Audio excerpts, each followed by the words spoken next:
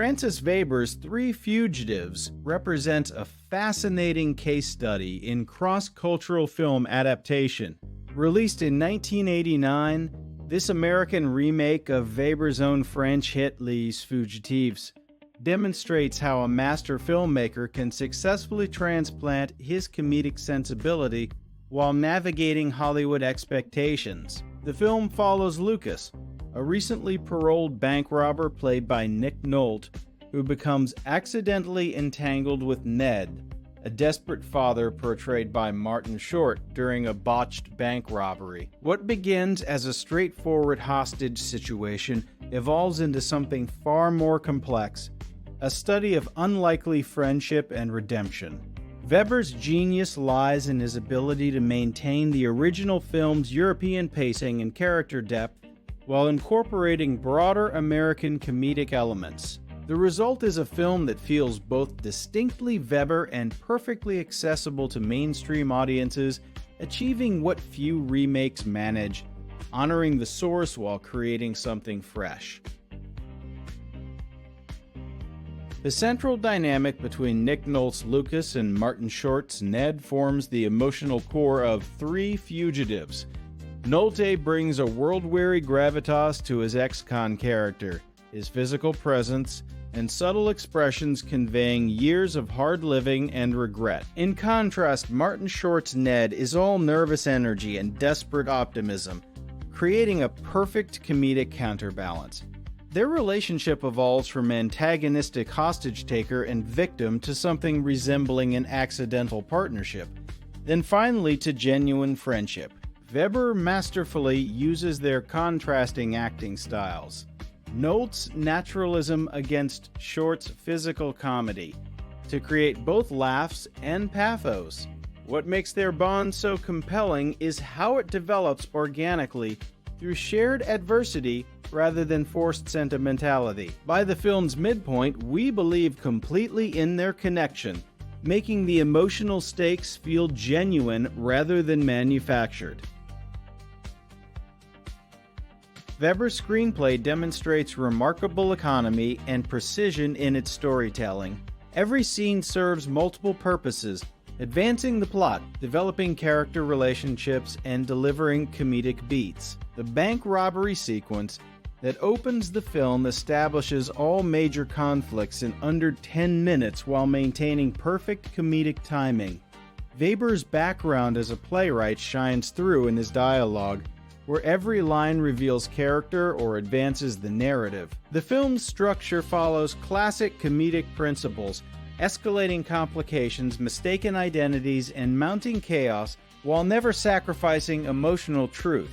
Particularly impressive is how Veber balances tone, shifting seamlessly from slapstick comedy to genuine drama without jarring transitions. This tonal control allows the film to explore serious themes like fatherhood, redemption, and social inequality while remaining consistently entertaining.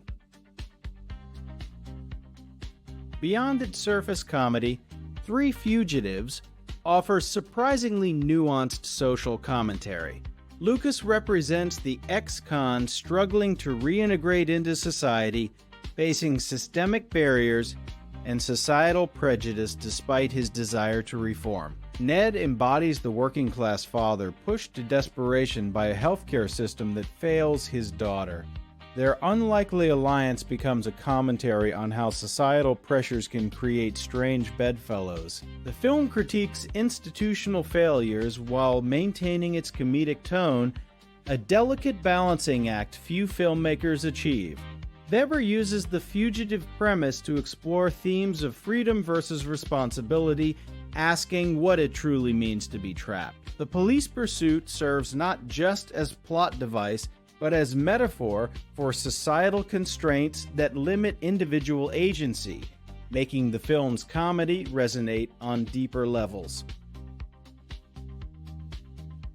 Martin Short's performance as Ned Perry deserves particular analysis for its comedic brilliance and emotional depth. Short masterfully navigates between broad physical comedy, his panicked reactions, exaggerated expressions, and genuine pathos as a father willing to do anything for his daughter. His transformation from hapless victim to determined protector feels earned rather than abrupt. Short's background in sketch comedy informs his timing, but never overwhelms the character's humanity. The scene where he attempts to care for Lucas's gunshot wound while simultaneously panicking about his daughter showcases this perfect balance. What makes the performance remarkable is how Short makes Ned's desperation feel real rather than cartoonish, grounding the film's wilder comedic moments in emotional truth. Nick Nolte's Lucas represents one of his most underrated performances, lending toughness with unexpected vulnerability. As an actor known for intense dramatic roles, Nolte brings surprising comedic timing to his straight man role while maintaining character integrity. His physicality, the weary posture, guarded expressions, tells us everything about Lucas's history before dialogue confirms it. Nolte's chemistry with Short feels authentic because he plays the frustration and gradual affection completely straight, making their odd couple dynamic believable. The scene where Lucas reluctantly agrees to help Ned's daughter reveals layers of character development through minimal dialogue. Nolte understands that the comedy comes from his character's seriousness in absurd situations, never winking at the audience or breaking character for a cheap laugh.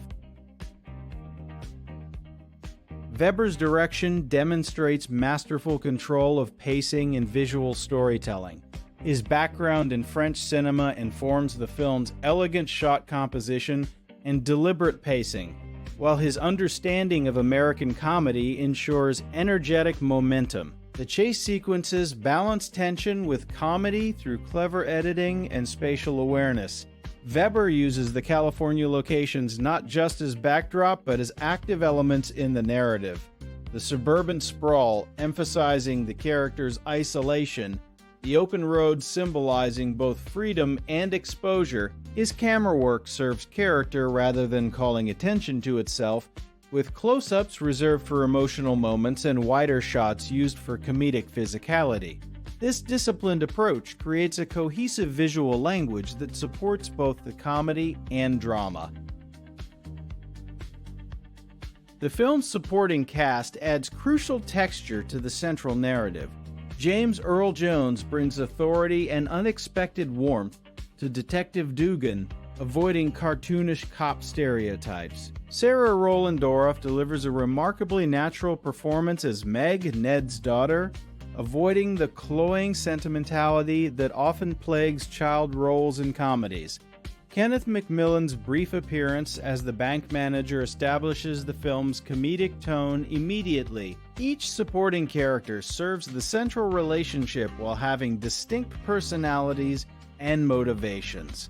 The police characters in particular avoid becoming mere antagonists, with Dugan showing genuine concern for both fugitives. This attention to secondary characters creates a richer world that makes the central story more believable and engaging.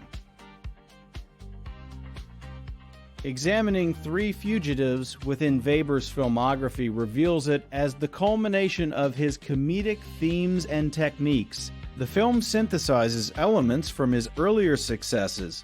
The odd couple dynamics of La Cage aux Folles, the escalating chaos of the tall blonde man with one black shoe, the social commentary of The Dinner Game, yet it achieves greater emotional depth than his purely farcical works. As Veber's second American film after The Toy, it shows his adaptation to Hollywood while maintaining artistic integrity.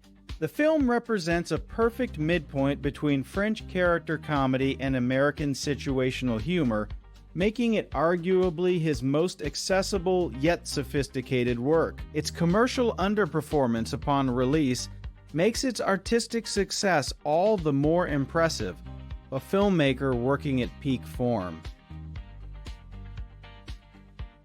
3 decades after its release, Three Fugitives deserves re-evaluation as a near-perfect comedy that transcends its era.